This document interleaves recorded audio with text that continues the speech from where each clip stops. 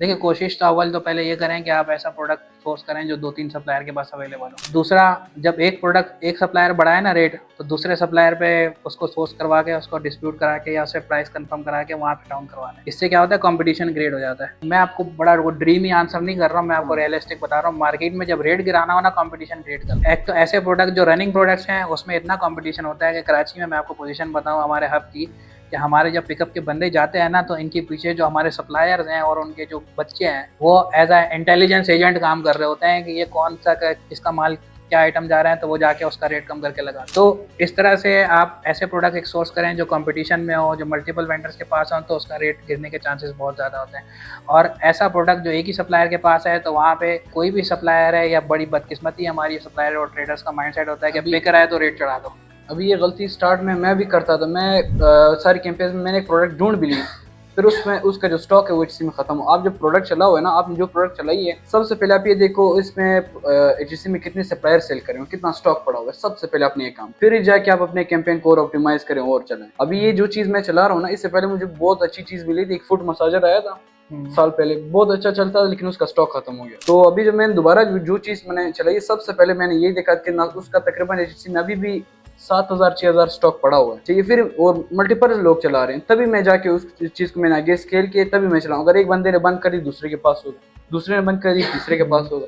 Foot massager से मेरे को एक और चीज़ याद आई। आप जब काम करते हैं ना, तो बहुत सारा ये जो अभी आपका फॉग है ना क्वेश्चंस का, ये क्लियर हो जाता है। ये काम करने से क्लियर होते हैं। बहुत सारे क्वेश्चन आपको वैसे डरा रहे होते हैं, रियल में होते नहीं है। ठीक है, स्टार्ट में जब मैंने भी मैंने कहा था ये किस तरह होगा, ये क्या होगा, इसका मैं वो जब मैं करता कि वो हर चीज खुद ही क्लियर होने लगी, होती चली गई। मतलब मैं आपको, हाँ, और दूसरी आपके पास जो फिर एक्सपीरियंस होता है ना, वो डिफरेंट होती चीज़ होती है। मैं यहाँ पे रील्स बनाने के लिए जो कंटेंट बोलूंगा ना, तो मैं बड़ा अच्छी अच्छी बातें करूंगा, लेकिन जब मैं ट्रेनिंग की बात करूंगा, जैसे मैंने आपको वो मार्जिन पे मैंने आपको जो चीज़ें बताई हैं, वो कोई ख्वाब नहीं है। वो देख सुन के किसी को अच्छा नहीं लगता है, लेकिन टफ चीज़ है। और वो टफ पैसा मेहनत में ही है, डिसीजन में, टफ चीज़ों में अंदर जाके ही निकलता है। तो फुट मसाजर से मुझे याद आया, ये प्रोडक्ट जब नया नया आया था, ये मेरे ख्याल से कोई 600 से 800 रुपए तक का था। फुट मसाजर बहुत सारे किस्म के हैं, मैं एक अलग किस्म के जो फुट मसाजर है उसकी बात कर रहा हूँ। उस टाइम ये प्रोडक्ट बेहतरीन था। फिर जो लोग इस पे काम कर रहे थे, उन सबको पता है ये बात, कि जब ये चलता गया तो ये 600, 550, 500, 450, 400, 300, 200, 150 रुपए तक आ गया। लेकिन मसला ये हुआ कि 150 रुपए में फिर जो क्वालिटी आ रही है वो किसी काम की। जो ये बंदा काम कर रहा है और वो रेट गिरता हुआ देख रहा है और क्वालिटी गिरती हुई दिख रहा है, तो सबसे जो बेस्ट चीज है देखो ना, जो सप्लायर्स है उसमें से आप उसका एक प्रोडक्ट एज अ सैंपल मंगा लो, किसी क्वालिटी ज्यादा अच्छी है, अब उसी को ही आगे ऑप्टिमाइज मतलब करके। और एक चीज जो बहुत ज्यादा चल जाए, बहुत पुरानी हो जाए, तो भी आपका इशू बढ़ जाता है कि उसमें क्वालिटी कॉम्प्रोमाइज होना शुरू हो जाता है। एज अ कस्टमर, आप लोग अगर कंज्यूमर माइंडसेट है, तो आप बोलोगे भाई ये तो प्लेटफॉर्म को देखना चाहिए और प्लेटफॉर्म को कंपेयर करना चाहिए। बी रियलिस्टिक, मार्केट है, कंपटीशन है, चीजें हिलेंगी। थिंक लाइक अ ट्रेडर, खरीदते हुए होशियार रहना है, बेचते हुए होशियार रहना है, अपनी वर्किंग पूरी करनी है, रिव्यूज हर जगह हर प्लेटफॉर्म से देख सकते हो, अपनी हंटिंग पूरी करनी है। और अगर आप एक्सपेक्ट कर रहे हो कि प्लेटफॉर्म आपको प्लेट में रख के दे दे सब कुछ और आप बस बेचो और कमाओ, तो प्लेटफॉर्म फिर 1000 तरीके से और भी कमा सकता है। लेकिन प्लेटफॉर्म